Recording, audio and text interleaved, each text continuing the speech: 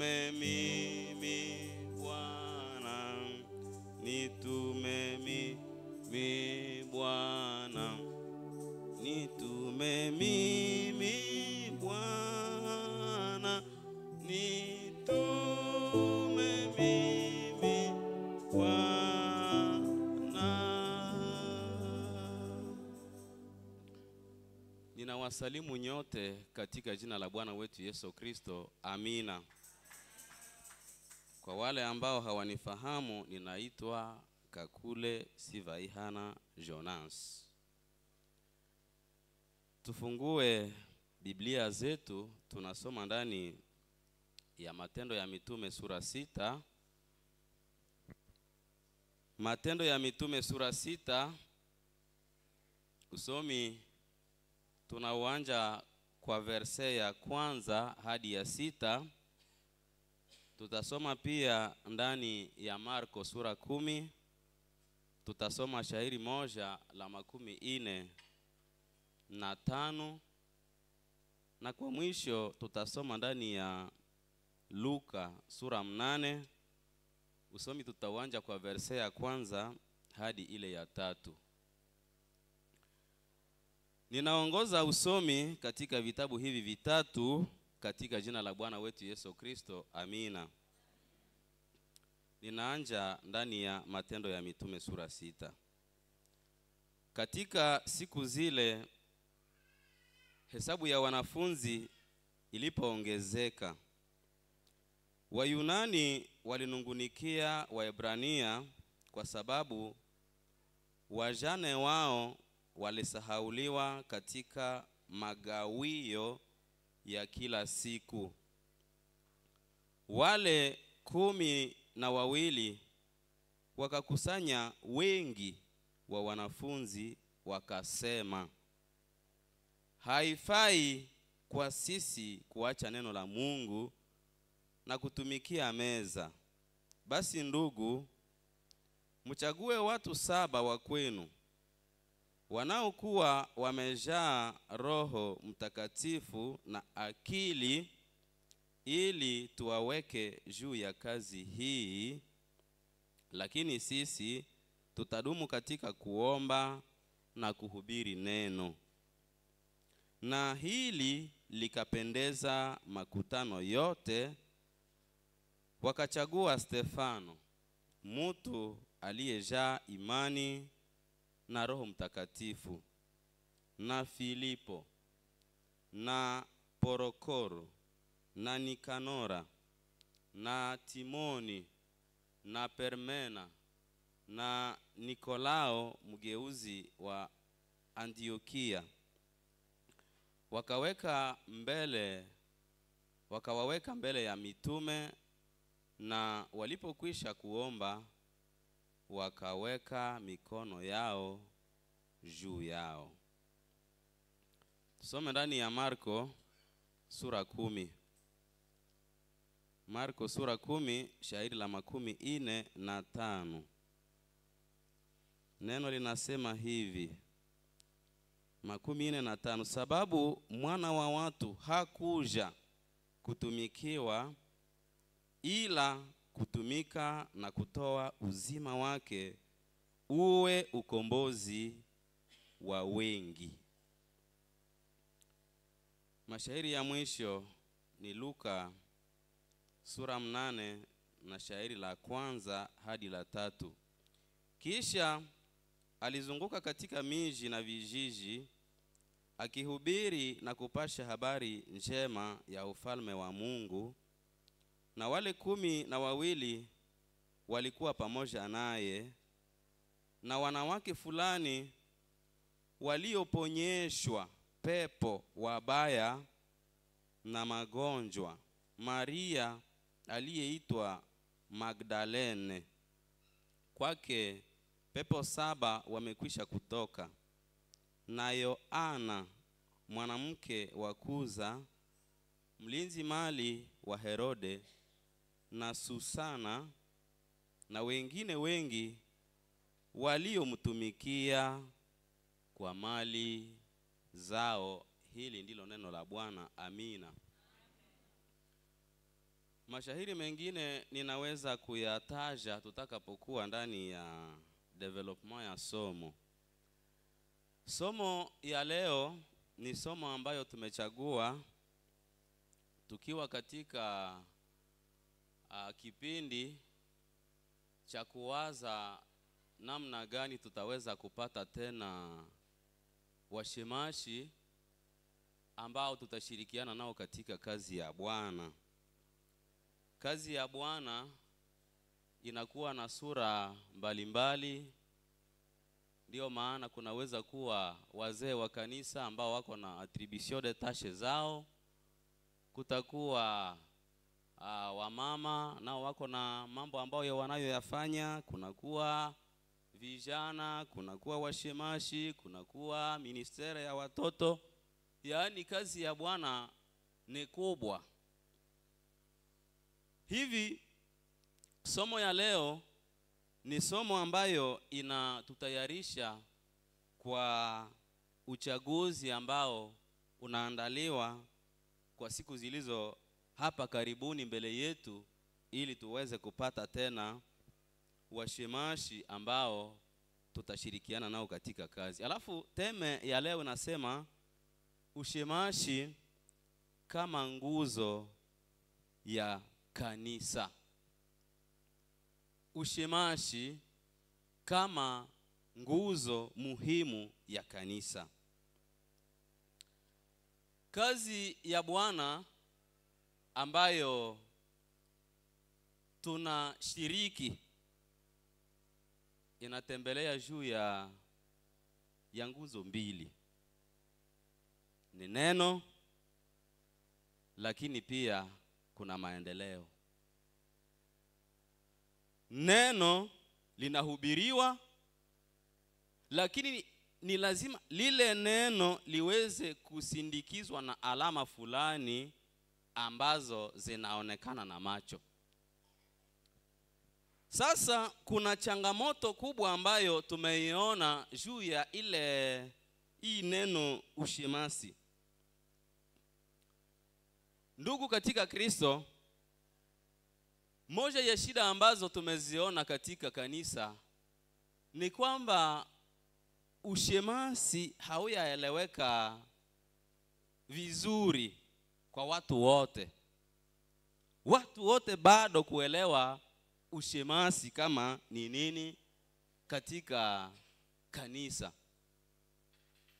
Hata na cha kushangaza, kuna wamoja ambao wanaweza wekwa kama washemashi, lakini pia hawatajua kama nini ndiyo inangojewa kwao katika kazi ambayo wamepewa. Hivi katika somo hii tunalenga kusisimua tena mawazo yetu, kusisimua tena Wakristo ili waweze kuelewa upya tena ushemashi ni nini, na tena waweze kuupenda. Haleluya. Tunapenda tuweze kugusia mambo fulani fulani ambayo yataweza kusisimua kujua kama ushemashi ni nini, na tena tuweze kuupenda. Tunaongeza kwa yale ambayo mnajua, na ninaamini ya kwamba Mungu hakuchagua siku ya leo na teme hii kwa bure.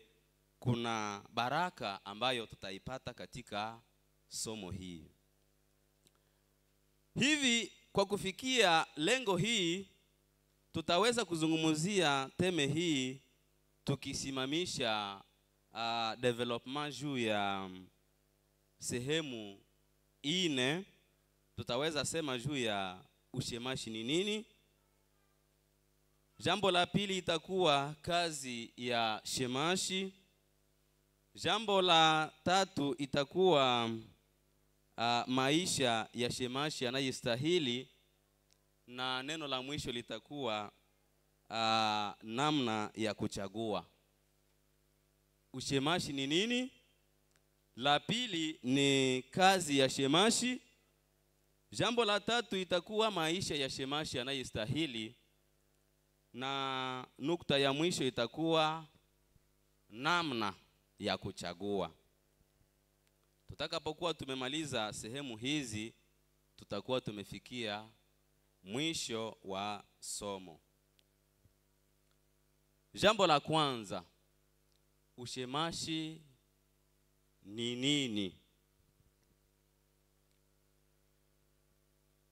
Origine au neno ushemashi inatokea wapi? Mahali ambako tumesoma, ambako tulianja usomi katika kitabu ya Matendo ya Mitume, ni pale ambako kunakuwa misingi ya ushemasi. Lakini tunaposoma Biblia, baada ya kujua kama ushemashi ni nini, tunaenda gundua pia alama za ushemashi pia katika Agano la Kale, sababu muumba wetu ndiye shemashi wa kwanza. Tutaelewa jambo hili. Alafu ushemashi unatokea katika kitabu ya Matendo ya Mitume. Hata ukisoma na dictionnaire, ukecheke telefone yako, utaona watakuletea madonezi hizi zinaonyesha ya kwamba ni katika ile chapitre ya 6 ya Matendo ya Mitume, ni pale ambako kulianja ushemasi. Ushemasi unatokana na ile kazi ambayo mitume walikuwa wakifanya, kazi ya kuhubiri habari njema, kazi ambayo waliachiwa na Yesu Kristo wakati walikuwa wakitembea naye. Alafu sasa habari zilizo hapa ni kwamba wakiwa katika kazi yao ya kawaida ambayo waliachiwa na Bwana wao Yesu Kristo, sababu wakati walikuwa wakitembea na Yesu Kristo, waliishi naye wakimtegemea. Bwana wetu ndiye huyu. Na Yesu naye kweli alitembea na wanafunzi, ni yeye ndiye alikuwa mwalimu. Hakuna mahali tunaona katika Biblia alipatia madhabahu yake Petro, au anaipatia Yuda, au anaipatia Yohane au Bartolomayo.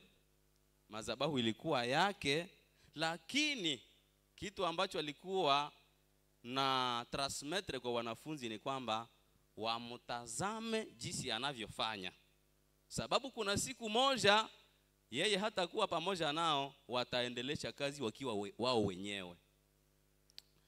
Ndani ya Matendo ya Mitume, hata ndani ya ile Yohane, ukiona soma chapitre ya 14, 15, 16, utaona langaje ya Yesu ilishakuwa langaje ya kusema mimi ninakaribia kwenda. Hata na wanaonyesha huzuni, wanasema sasa huyu anasema ataenda wapi? Mbona hatujui na kwenye unasema uko na baba, mbona hatujui na baba? Naye anawaambia siku zote nyinyi ninakuwa na ninyi hamu. Alafu na alifikia kiwango ya kuambia sitawaacha ninyi yatima, lakini mtapata msaidizi. Iko na watayarisha kwa responsibility kubwa ambayo watabaki nayo. Katika Matendo ya Mitume chapitre ya 1, ni pale sasa aliwaambia msitoke hapa kama hamujapata nguvu za Roho Mtakatifu. Hawatafanya kazi wao wenyewe, lakini ni lazima wasindikizwe na nguvu za Roho Mtakatifu. Ilitimilika katika chapitre ya 2 ya Matendo ya Mitume. Na walipokuwa wamepata zile nguvu, ushuhuda huko ndani ya ile chapitre ya 2 ya kwamba kwanza diskuru ya kwanza ya Petro alifanya bila oga. Na watu walipoguswa na ile diskuru wakauliza sasa tufanye nini? Anasema mutubu na mubatizwe kwa jina la ule ambao mlikuwa nakataa. Kisha wakafanya na miujiza mingi sana. Miujiza ilifanyika sababu walijifanya kuwa wa responsable. Hawangali na tazama Yesu waliyetegemea, wamejua ya kwamba ni mimi baba wa nyumba sasa. Ni mimi sijikute sawa yatima, nikamate ma responsabilite zangu. Kuna wakati yenye mtu anaweza deka wakati angali anategemea mwingine fulani. Lakini wakati fulani ataondoka, utajipatia ka nguvu na maisha yanaendelea. Na ni ile ambayo ilifikia mitume. Sasa wako katika kazi, kanisa limeingiza sasa watu wengi. Wayuda wameokoka na wasio Wayuda nao wameingia ndani ya kanisa. Sababu neno la Mungu lina nguvu, lina uwezo. Na katika kanisa la kwanza kulikuwa naingia misaada. Maisha ya mwanadamu hapa chini ya jua yanatembeaka tu na iko na wadhaifu, wanyonge. Sasa kwa wakati huu misaada ilikuwa pia imeingia, ambayo inasaidia watu, wanasaidiana. Mtajua ya kwamba katika ile chapitre ya 2 na ya 4 kuko kwenye kunasemeka kwamba waliweka vitu kwa ushirika. Hakukuwa yule ambaye alisema mali yake ni yake. Yani walisaidia. Misaada ilikuwa imeingia ndani ya kanisa. Sasa kwenye kuko misaada na kusikuna kwa kuna kwa wakati jesio inakoroga watu. Ilionekana hapa ndani ya chapitre ya 6. Wajane wenyewe wanajikuta, hiki ni kisomo cha Wayuda, walijikuta namna ya kugawa haikuwa mwangaza. Wanasema inaonekana kama hawa wametume wako na privilege wajane wa Yuda. Manunguniko yalitokea hapa. Wajane wa Yunani, les veuves d'origine grecque, wa Yunani wananungunikia katika mkutano au kusanyiko. Wanasema si hatuone clair jinsi mnavyogawa msaada. Ile manunguniko ikagusa walider. Walider walikuwa wanani? Ni wa mitume. Wakati huko kiongozi ni lazima uwe sensible kwa malalamiko yanayotoka ndani ya wale ambao unaongoza. Heureusement, cha kufurahisha sana, wa mitume walikuwa sensible kwa ile malalamiko ambayo yametokea ndani ya kundi wanayosimamia. Kisha wakasema, inaonekana kama na sisi tulisha exagere, tulisha kamata mara moja kazi zote. Wanasema, ni lazima tufanye distribution de tâches. Ni lazima tugawe pia mamlaka, madaraka. Wanasema, sasa muweze kuchagua watu wa kwenu 7 ambao watahusika na hii kazi ya kugawa msaada. Haleluya. Lakini sisi mitume tulioachiwa ni zaidi sana kuhubiri neno na kuomba. Iko ndani ya ile chapitre ya 6. Na ni hapa ambako kunakuwa washemashi wa kwanza. Washemashi wa kwanza walikuwa 7. Alafu sehemu zingine za somo zitaweza tuleta tukugusia tu ile sehemu hii chapitre ya 6.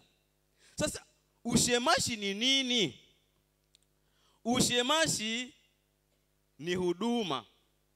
Ni huduma ya matendo yanayosindikiza neno. Haleluya. Ushemashi ni huduma ya matendo, les actions, les œuvres palpables. Yani matendo yanasindikiza huduma ya nini? Ya neno. Neno linahubiriwa, lakini ni lazima liweze kusindikizwa na matendo yatakayoonyesha maendeleo ya lile kundi.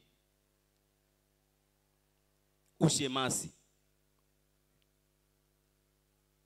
matendo, maaction yanasindikiza ile huduma ya neno. Sababu tulisema nguzo ni mbili, kuhubiri neno lakini pia na maendeleo. Ndizo nguzo za kanisa. Alafu neno hili ushemasi kwa Kifaransa ni diakoni na Kigiriki ni diakonia, lakini si neno ambalo linakuwa na reference katika Biblia. Hauwezi kulipata, ila ni neno ambalo kanisa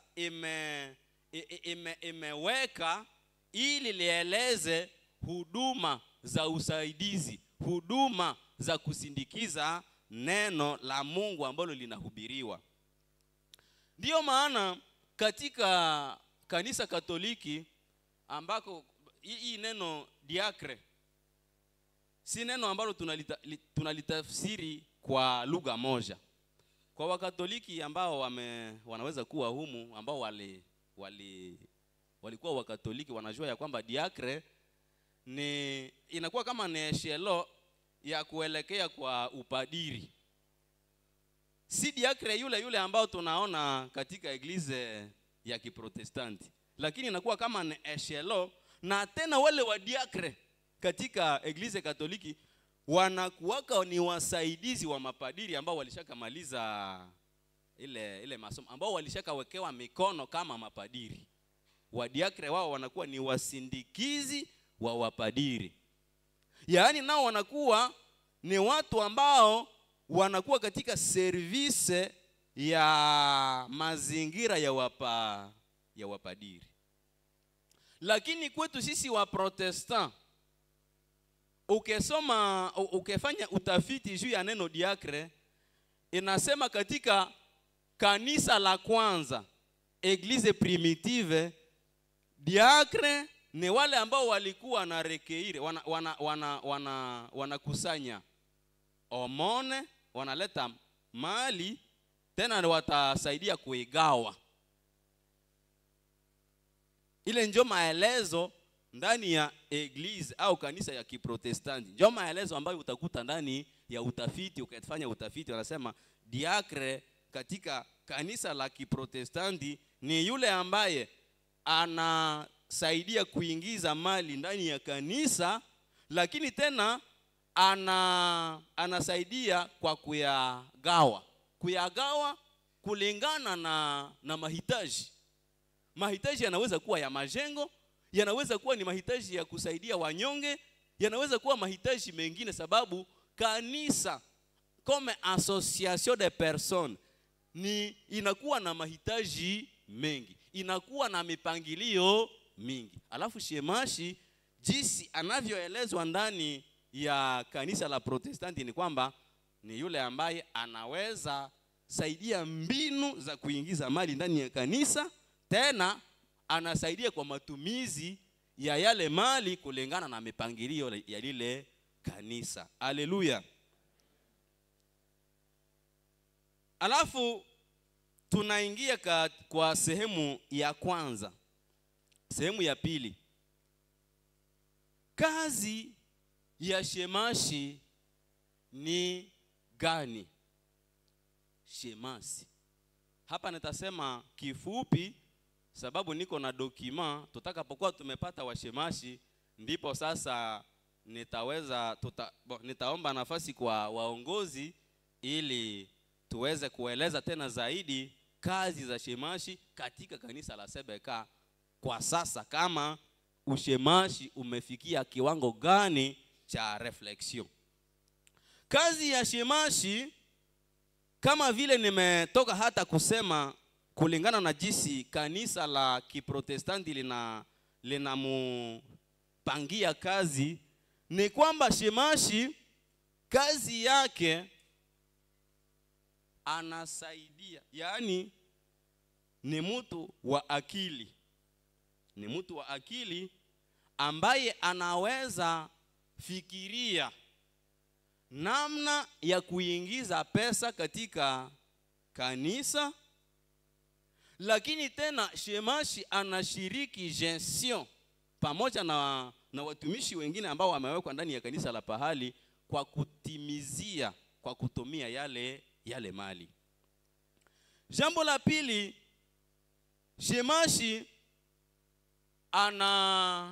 anamiliki, anajere, tena anakuwa sawa etanda, tena anakuwa sawa inventeur wa mali yote ya kanisa.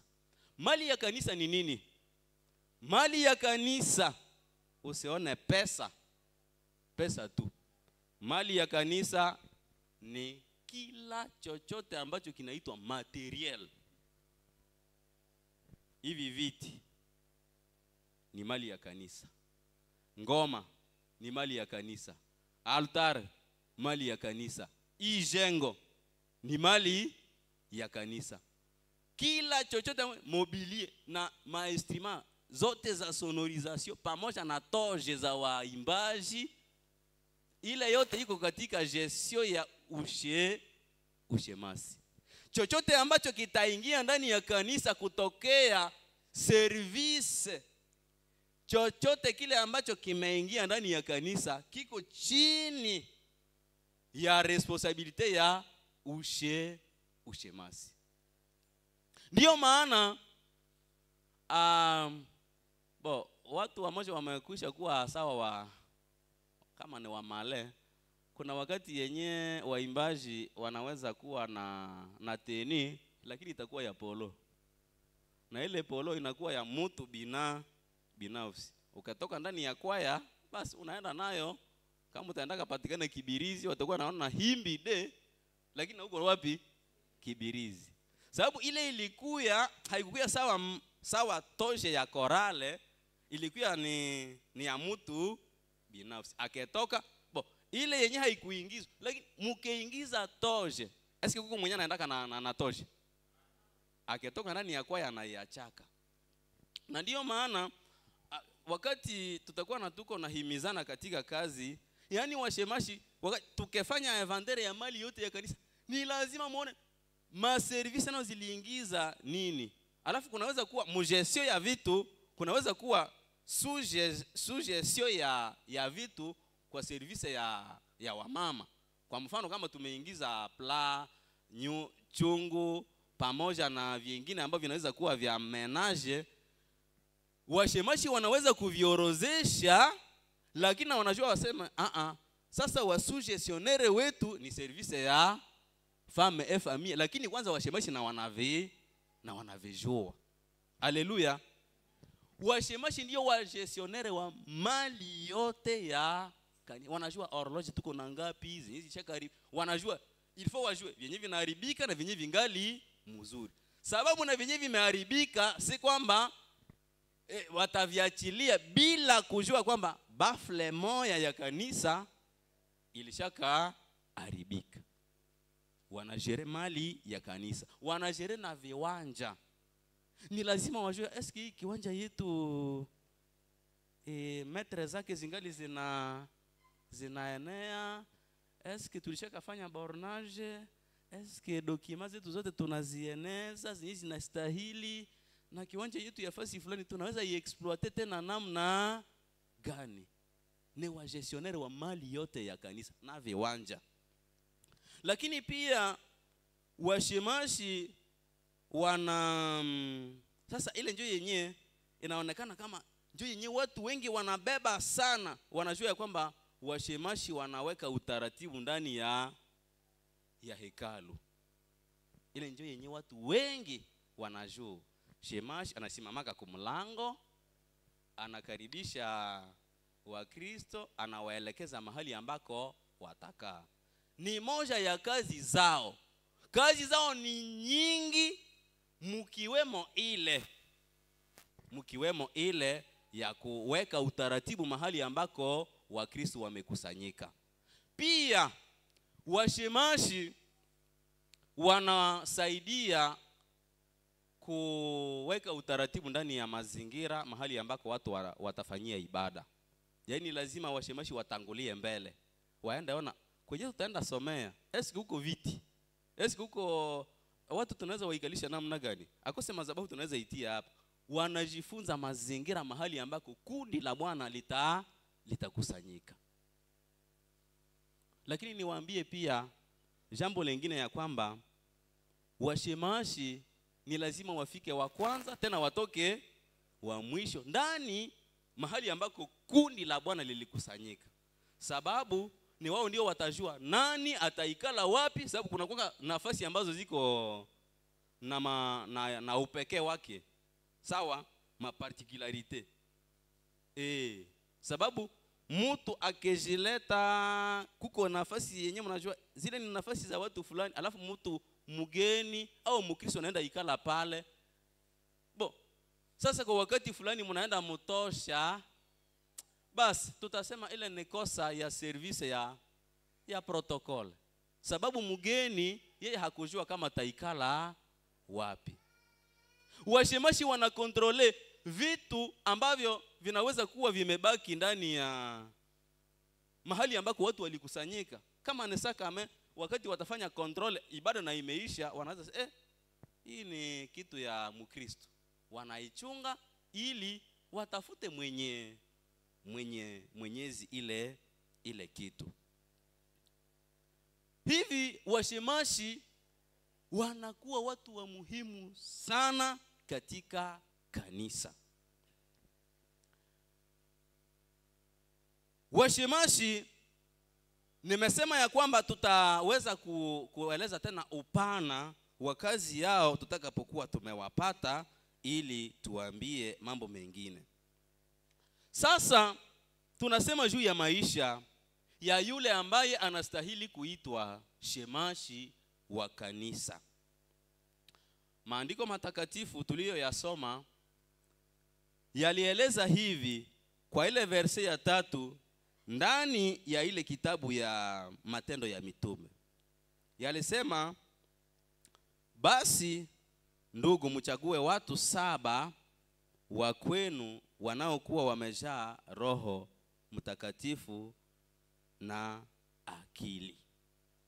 Yale ni mambo ya muhimu ambayo mitume waliweka kama critère de sélection ya wale ambao watakuwa miongoni mwa wale washemashi 7 ambao watachaguliwa.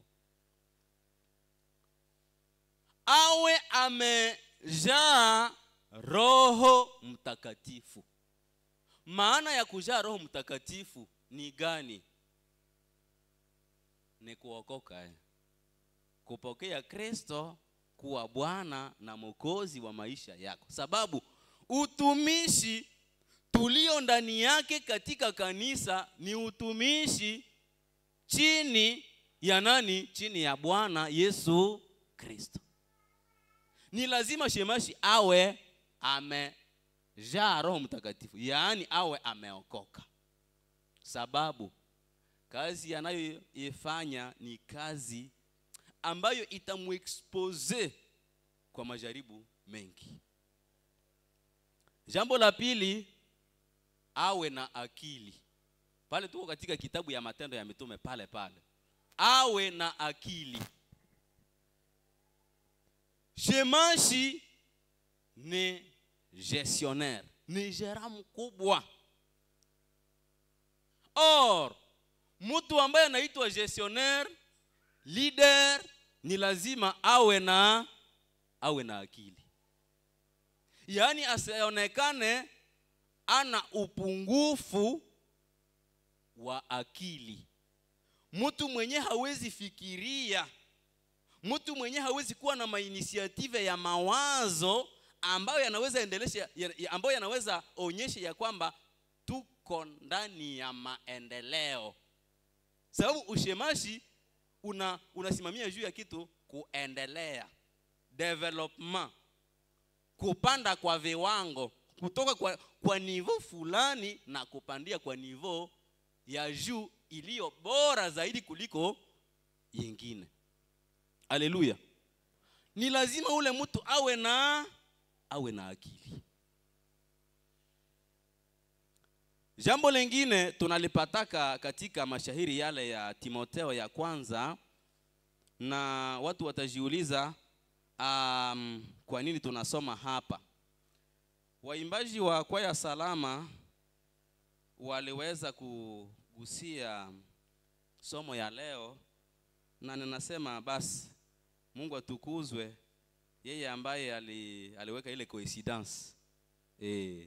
Waimbaji wote wameimba vizuri, lakini ninasema salama ilikutana tena na tema ya leo. Na mara tunasoma mashahiri haya wakati tuko katika sherehe ya kuweka watumishi ambao zaidi sana ni wachungaji. Lakini ninaweza kuwauliza wapendwa, washemashi, je, nao si waangalizi? Sababu neno liko hapa, neno hili ni la kweli. Kama mtu akitaka kazi ya muangalizi, niwaulize, washemashi ni waangalizi si waangalizi? Ni waangalizi. Hivi ninataka sema kriteria hizi ambazo zinatajwa hapa, au maisha ya yule ambaye anaweza kuwa muangalizi, yanayotajwa hapa katika Timotheo ya kwanza sura 3, yanamuhusu kila kiongozi. Hata kama kwa sasa tunazungumzia washemashi, lakini tujue ya kwamba responsibility yoyote ambayo unakuwa nayo chini ya Bwana Yesu Kristo, ni lazima ujipitishe ndani ya mashahiri haya. Usikuwa nawaza ile ni hapa pastor. Hapana. Shemashi ni muangalizi, president wa kikundi fulani au president wa kikundi fulani ni muangalizi. Alafu sasa mambo mengine ambayo nitayasema ni kwamba awe mtu mtaratibu. Awe mtu asiye, wanasema asiwe muamini mpya. Muamini mpya anakuwa ni mtu ambaye hayajua mambo mengi, mitembeleo ya kundi ambalo ameingia ndani yake. Jambo lingine ni kwamba awe mtu ambaye anakuwa na kiasi. Kiasi inakuwa kama ni kukua na fre. Sawa? Sijui kama ile inaweza eleweka. Sababu ninapenda nisikawie sana hapa. Awe na kiasi, asikuwe mtu mwenyewe anaweza sema mara hiyo leo zimeingia za mingi. Na iko natokea pale kwa mlango. Mara hiyo habata lialia. Mara hiyo leo zinyi tumehesabia. Ule hana kiasi. Yaani ni hana mareserve, manake anaenda tu na iko nazisema. Na iko nazisema. Jambo lingine ni kwamba awe na ushuhuda mzuri ndani ya lile kundi ambamo yeye ni mwanamemba, lakini inasemeka pia na nje. Wapendwa, utumishi huu tulio ndani yake, kukua mkristo ni kaprizo kakuveye. Ndani usilaumike, lakini na mazingira usilaumike. Si rahisi. Ule mtu ambaye tunahitaji kwa ushemashi, asiye mtu ambaye anapenda pesa chafu. Pesa chafu. Watu wanaweza kutokuelewa maana ya pesa chafu. Pesa chafu zinachafuka wakati, yani zenye zimefika. Sawa? Pamoja na mahitaji ambayo tunakuwa nayo kila siku, unasema niko mhitaji. Unakamata kwazo. Wakati unakamata kwazo, ndio zimekuwa chafu. Sababu zinaingia munjia yenye unaziingiza katika matumizi yako nje ya malengo ya zile pesa.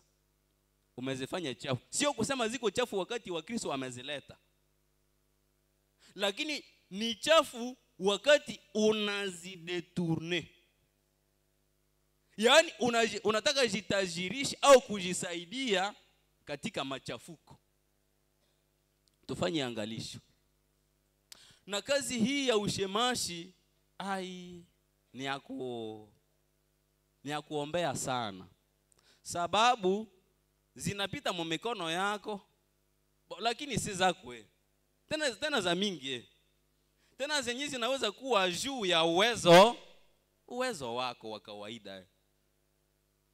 Tena unagusa kwanza na uko na mahitaji. Kunyumba hakuna bunga, hakuna mboga, lakini ziko napita zinafanya tu defile mu mikono yako. Tena uko unasema si njoo hizi, lakini si zako. Ukigusa kwazo tu zimekuwa chafu. Data vi. Wapendwa katika Kristo, tufanye angalisho.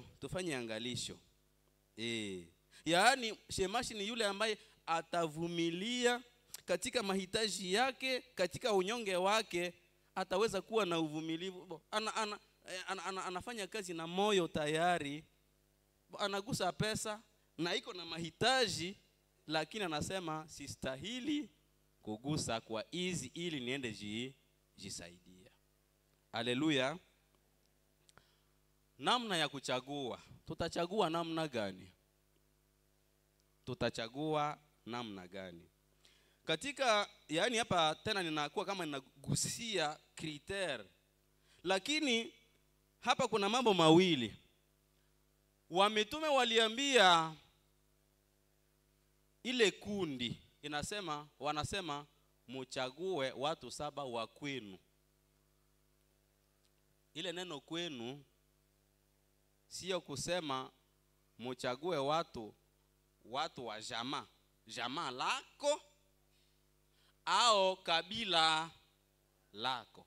Lakini ile kusema kwenu ilikuwa naelekea kundi. Yaani msiende chagua mtu ambaye si membre wa hili kundi. Inataka semeka hivi, wakati tunatafuta wa shemashi, tutaenda wa recruiter mu quartier au tutatafuta wa shemashi ndani ya kundi la Wakristo wa Himbide? Tutawatafuta wapi? Tutawatafuta parmi les membres effectifs, watu wa kanisa. Hii kwenu sio kusema uchague mtu wa jamaa yako biologike au uchague mtu wa kabila lako, lakini uchague mtu mwenye atakuconvaincre ndani ya shirika, ndani ya kundi la lile kanisa la pahali. Haleluya. Namna ya kuchagua ni lazima pamoja na kuzingatia makritere au mwenendo, lakini tusikue na pasha kuegemea ile ya sawa ile ya damu vya ukabila katika kanisa. Kanisa ni une institution qui rassemble, inakusanya makabila. Na ndio maana wakati tunachagua waongozi, isitembee na vya damu, isitembee pia na vya ukabila, lakini uweke macho ndani ya ushirika a general. Mtu wa kabila lingine mwenye tu unaona, unamtazama anapita ndani ya makritere, unaweza achana na mwenye mlezalewa naye, unasema huyu ninampatia voix yangu. Mtu wa kwenu, yaani hatuwezi tafuta washemashi nje ya wamambre walile kundi. Jambo la pili, katika Matendo ya Mitume sura 1, tangu ile verse ya 23, wakati kulikuwa uchaguzi wa yule ambaye anaingia kwa nafasi ya Yuda Iskariote ambaye alikuwa amekwisha kufa, na Petro pamoja na mitume wengine waliona ya kwamba hesabu ya 12 iko na maana yake, ni lazima kuwekwe mtume mmoja ambaye atachukua nafasi ya Yuda. Walisema hivi kwa verse ya 21, walisema hivi: basi katika watu waliofuatana nasi wakati wote Bwana Yesu alipoingia na kutoka kwetu, kuanza tangu ubatizo wa Yohane hata siku ile alipochukuliwa kwetu kwenda juu, sharti mmoja wao apate kuwa mshuhuda wa ufufuko wake pamoja nasi. Ninataka sema hivi, hii inakuwa kama inarudilia kusema asiwe muamini mupi. Yaani awe mtu mwenye kameme anajua kanisa linatoka wapi na limefikia wapi. Yaani ancienneté ndani ya maorganisation nayo inawekaka mtu ndani ya makriteri za kuchaguliwa. Haleluya. Akose ile haieleweke. Niko nasema hivi, wakati mitume walitafuta yule ambaye atagomboa Yuda, waliweka makriteri za kusema lakini awe mtu ambaye aliandamana nasi. Yaani asiwe mgeni msirikwi ya kazi. Asijue kama kanisa la Betani lilianjaka namna gani. Yaani omwe akuwe kameme na ancienneté ndani ya kanisa. Nilisema hivi, nimefanya hapa juma 2. Kama ningelikuwa na niko Mkristo, nimekuwa na ushuhuda. Sasa ninafika na mko na uchaguzi wa wazee wa kanisa au washemaji. Deja niende kutablo. Hapana. Probleme hapa niko tofauti sababu basi niko mu administration ya kanisa, ninakuja kuwa pastor associé chini ya uongozi wa Reverend Diallo. Basi nikimgomboa Reverend Azora. Ile ni tofauti na uchaguzi. Wakati mnachagua washemashi na wazee, atuka ancienneté ya mtu ndani ya ile kundi nayo inakuwa ya maana. Inakuwa ya maana sana. Hivi wapendwa, ushemasi ni kazi kubwa ambayo inakuwa na nafasi ya muhimu ndani ya kanisa la pahali. Ndani ya kanisa la pahali. Shemashi ni mtu wa muhimu ambaye anahitaji heshima toka kwetu sisi wa Kristo ambao tuko chini ya majukumu zake. Yaani wakati tunafika kwa mambo ya washemashi na sisi wa pastor, kuna wakati tutakuwa chini ya maongozi yao. Kwa wakati fulani wanaanza tupangia programu ya kusema basi tunawaza kama ninyi mtakuwa naikala hapa wakati tuliexploiter mazingira na wakati wa kujenga nyumba.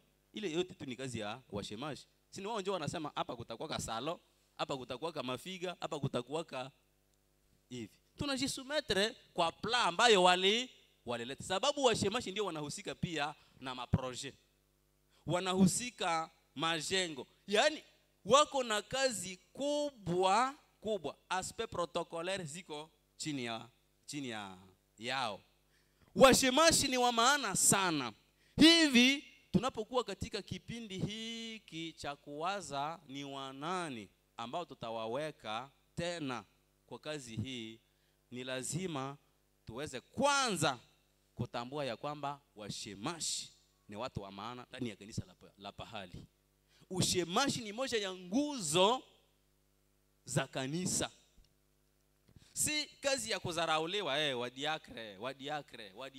Kuna wakati shemashi anataka kuelekeza uende ikala nafasi fulani, unamwangalia hivi. Na anachoka ndani ya moyo.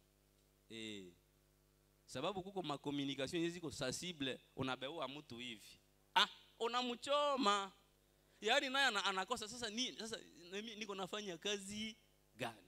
Nilikuwa nawaza kama niko ndani ya attribution de tâches zangu, lakini basi ninakuwa sabote. Anachoka. Washemashi ni watu wa muhimu sana. Tena niwaambie kitu yengine. Kufuatana na maana ya ushemashi, ushemashi signifie service, huduma, caritas, charité. Yaani ushemashi huu hata tunaofanyaka kila siku nyumbani, njiani, kanisani, wale ambao wanateuliwa hapa ni kufuatana na utaratibu wa kanisa. Lakini kila mtu ndani mwake muko ile mbegu ya ushemashi. Kuhudumia jamaa yako vizuri nyumbani ni ushemashi. Sababu Kristo ndiye Bwana ndiye msimamizi wa ushemashi. Alipokuwa hapa chini ya jua alikuwa shemashi mkubwa. Alihubiri neno na alitumika juu ya kutosha watu katika hali ya unyonge. Wenyewe wamesikia njara, sio ni unyonge. Lakini alisema hawa watu wasitoke hapa kama hawakula. Mtafute chakula. Na wasema tunatafuta wapi? Mbona umeingia? Kisha kwa bahati wakapata mtoto mwenye alikuwa na kachakula kake, anasema mulete hapa. Akafanya pale muujiza, yaani watu wakahudumiwa kwa chakula. Ushemashi tunaofanya sisi sote. Kila Mkristo ni shemashi. Lakini wale ambao tunaweka katika kanisa ni kufuatana na utaratibu. Kila organization inakuwa organize. Watu wote wasema unalamuka na wewe mara moja unaikalisha watu. Utakuwa na umekosea utaratibu. Au nasema tunabomola hii nyumba, tunaweka hapa wengine. Eske ulienda peleka ile mawazo kwa washemasi? Ni lazima tushike utaratibu. Hivi somo hii bado kuisha, itaendelea siku ya yenga inayokuja, wakati sasa tutaweka mipangilio kwa matendo, wakati tutafanya vote. Mungu wa mbinguni, ninaamini ya kwamba amekuwekea kitu tena cha muhimu juu ya kujua ushemashi ni nini. Na tena ninaamini ya kwamba atasisimua ndani mwako kuupenda. Hivi Mungu wa mbinguni ambaye anatusindikiza na Roho wake Mtakatifu aweze kubariki neno hili kwangu na kwetu sote. Amina.